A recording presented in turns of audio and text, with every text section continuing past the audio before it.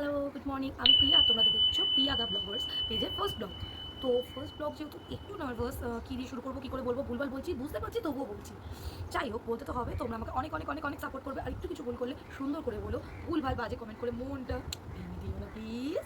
তো যাই হোক, তোমাদের আজকে ফার্স্ট ডেতে আমি কী বলবো, কী দেখাবো, কিচ্ছু বুঝতে পারছি না, একই কথা বারবার ধরে ঘুরপাক খাচ্ছি। তো দেখতে থাকো, পুরো ব্লগটা না দেখে স্কিপ করে বা ঘুরিয়ে দেবে না কিন্তু। এবার একটু ফ্ল্যাশব্যাকে চলে যাই। দিনটা ছিল মাঘী পূর্ণিমা, আর আমাদের নতুন বাড়িতে, ঠিক নতুন বলা যায় না, পুরনো বাড়ি নতুন করে সাজানো, নতুন করে গড়ে ওঠা আমার শ্বশুর বাড়ি। আবার আমি আর আমার পার্টনার একসাথে হাত ধরে ঢুকে পড়লাম গৃহপ্রবেশ করে।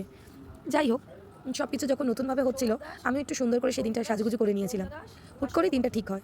এত তাড়াতাড়ি নতুন বাড়িতে ঢুকতে পারবো ভাবিনি, সময় লাগছিল, কারণ পুরো ফ্ল্যাটটা তখনও রেডি হয়নি। খালি আমরা ঘরের কিছু মানুষই সেদিন গৃহপ্রবেশ করেছিলাম। দেখতেই পাচ্ছ, ঠাকুরমশাই আগুনটা জ্বালাচ্ছে, দুধটা উতলাবে বলে পুজো করছে। তো দেখতে থাকো, আশা করি ভালো লাগবে সবার। দিনটা আমার কাছে খুব স্পেশাল ছিল, কারণ পুরনো বাড়িতে নতুন করে গৃহপ্রবেশ করে যাওয়ার পর সব কিছু নতুনভাবে নিজেকে গুছিয়ে নেবো ভেবেছিলাম। যাই হোক, যেমন কথা তেমন কাজ, দুধটা উতলে গেল। এবার আমি ঠাকুরমশাইয়ের কথা শুনে আগে প্রবেশ করতে বললো আমার, তাই আগে ঢুকলাম। তার সাথে আমার হাজব্যান্ড এবং আমার মা, একে একে সবাই, আমার দিদা, আমার বাবা, সবাই মিলে গৃহে প্রবেশ করলাম। তারপর এবার শুরু হলো ভিতরের পুজো, দেখতে থাকো।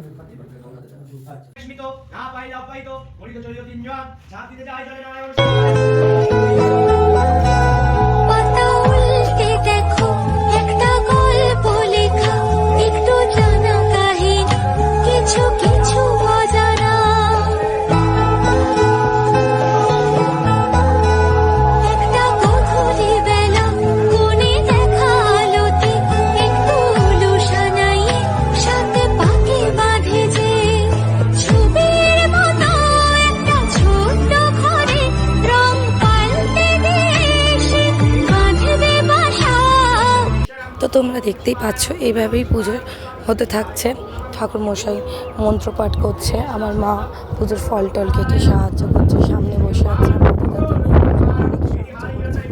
সেদিন ভোরবেলা থেকে আমরা সবাই মিলে পুজোর জোগাড়যন্ত্র সব কিছু গুছিয়ে করার চেষ্টা করছি, কারণ পুজোটা খুব তাড়াতাড়ি করে নিতে চেয়েছিলাম। এই জন্যই যে আমার মেয়েটাও সেদিন উপোস ছিল। উপোস থাকার কথা নয়, কারণ ও খুবই ছোটো, কিন্তু ও একটু জেদি, যে মামাম তুমি করছো, আমি করব না, যা তোমরা করবে তাই আমি করব। তাই তাড়াতাড়ি পুজোটা সেরে ফেলার জন্যই সময়টা ঠাকুরমশাইকে তাড়াতাড়ি দিয়েছিলাম, যাতে ওকে বেশিক্ষণ জেগে থাকতে না হয়, মানে সরি ভুল বললাম, ওকে বেশিক্ষণ না খেয়ে থাকতে না হয়।